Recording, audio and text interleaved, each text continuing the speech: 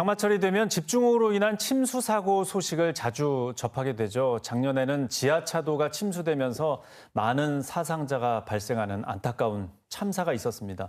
오늘 안전지킴이 119 브리핑에서는 장마철의 지하차도 또는 지하주차장 침수 사고에 대한 예방과 대응 요령에 대해서 자세히 알아보겠습니다. 강원특별자치도 소방본부 황서현 소방장 함께하겠습니다. 어서 오세요. 안녕하십니까? 네. 자, 집중호우로 인한 도내 사고 현황은 어떻습니까? 최근 5년 동안요, 우리 지역에서만 2,220건이나 있었습니다. 예. 이로 인해서 4명이 사망하기도 했는데 사고 유형으로는 침수 사고가 40%로 가장 많았고요. 네. 그리고 낙석과 같은 산사태, 그리고 사람이 고립되는 이 고립사고가 각각 14%, 그리고 물에 빠지는 사고가 6% 순이었습니다.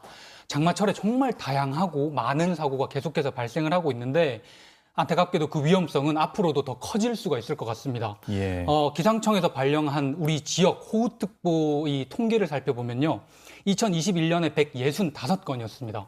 근데 2022년도 그 이듬해에 195건, 작년에는 215건, 매해 증가 추세에 있기 때문입니다. 그리고 2022년부터는 극한호우라는 이런 표현까지 생길 정도로 폭우의 정도가 정말 강해졌잖아요.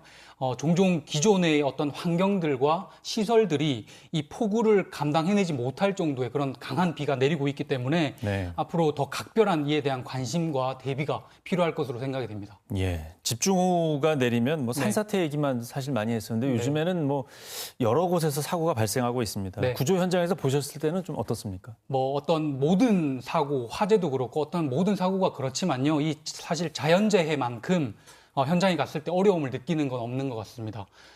때로는 도무지 이걸 극복해내기가 정말 어려울 것 같다, 안 될 것 같다라는 느낌마저 들 때가 있는데 네. 실제로 작년 충북에서는 공사 중이던 인근 하천의 제방이 무너지면서 그 옆에 있던 지하차도로 물이 유입이 됐습니다. 침수가 됐죠. 네. 안타깝게도 미처 대피하지 못한 14명이 사망을 하기도 했고 2022년 경북에서는 시간당 100mm가 넘는 극한호우 때문에 인근에 있던 하천이 넘치면서 옆에 아파트 지하주차장으로 또 유입이 됐습니다. 예. 이때 차를 옮기기 위해서 내려왔던 입주민 7명이 사망을 하기도 했습니다.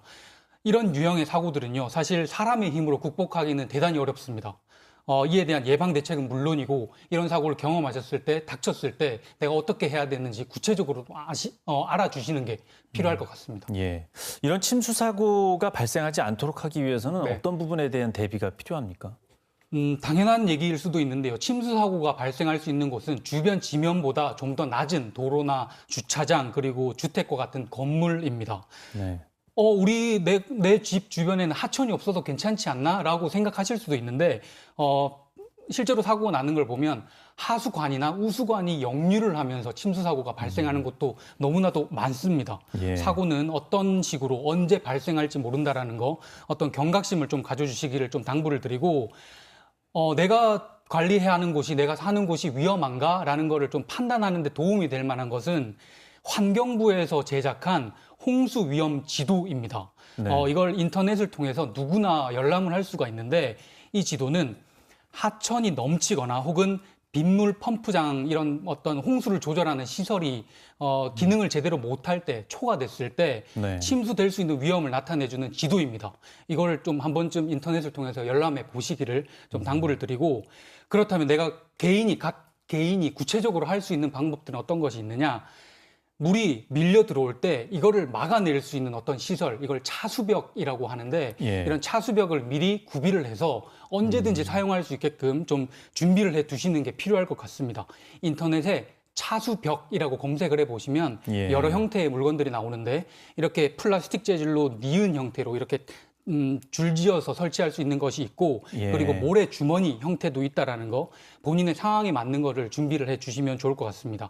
그리고 비상시에 이렇게 물이 들이칠 때 내가 도무지 감당할 수가 없다. 그러면 무엇보다 대피가 우선이라는 거 알아주시고 내가 뭘 챙겨서 어디로, 목적지는 어디로 이렇게 가겠다라는 구체적인 좀 대피 계획을 알아두시는 것도 필요할 것 같습니다. 예, 차수벽 그리고 홍수 위험 지도를 한번 좀 검색해 보시면서 네.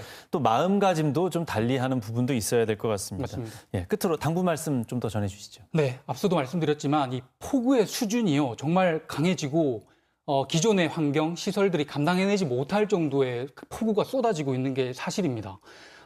이 경각심을 가져주시기를 정말 다시 한 번 더 당부드리고 예. 특히 운전을 하다가 지하차도나 지하주차장이 침수가 된 걸 확인을 하셨으면 절대 들어가시면 안 됩니다. 멈추셔야 됩니다.